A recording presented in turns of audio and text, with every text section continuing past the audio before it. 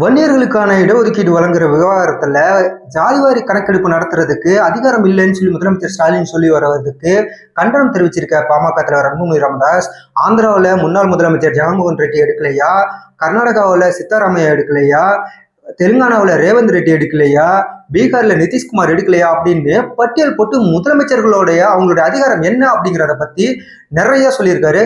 அந்த தான் நீங்க பாருங்க. ஜாதிவாரி கணக்கெடுப்பு நடத்துங்கள். யார் உங்களுக்கு தடையா இருக்கிறா? உச்சநீதிமன்றம் ஏத்துக்குச்சு, உயர்நீதிமன்றம் ஏத்துக்குச்சு. பீகார்ல நடத்தி முடிச்சுட்டாங்க.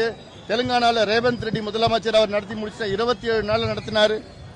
ஆந்திராவில் நடத்தி முடிச்சுட்டாங்க, கர்நாடகாவில் நடத்தி முடிச்சுட்டாங்க.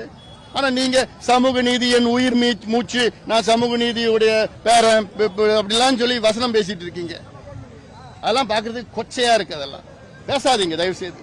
உங்களால செயல்படுத்த முடியலன்னா தயவு செய்து எதுவும் பேசாதீங்க.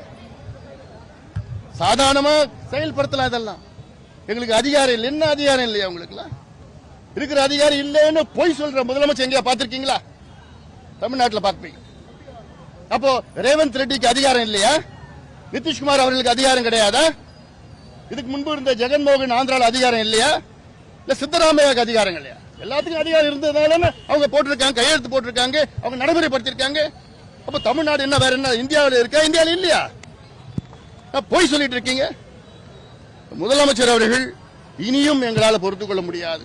இது ஜாதி பிரச்சனை கிடையாது, இது சமூக நீதி பிரச்சனை. மீண்டும் மீண்டும் சொல்கின்றேன், வன்னியர் போன்ற மிக மிக பின்தங்கிய எத்தனையோ சமுதாயங்கள், முத்திரையர் இருக்காங்க, மீனவர்கள் இருக்காங்க, எவ்வளவு பேர் நரிக்குறவர்கள், மலைக்குறவர்கள் எவ்வளவு இருக்காங்க.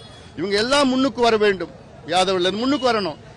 அப்போதான் தமிழ்நாடு உண்மையான வளர்ச்சி அடைந்த மாநிலமாக மாறும். தமிழ்நாடு வளரணும்னா இங்க அடித்தளத்தில் உள்ள சமுதாயங்கள் எல்லாம் வளரணும். நாடகம் ஆடிக்கிட்டு ஓட்டு மட்டும் வாங்கிக்கிட்டு நாடகம் ஆடிக்கிட்டு இருக்கிற ஆட்சி போதும். இதுதான் திராவிட மாடல். நாடகம் ஆடுறது தான் திராவிட மாடல்.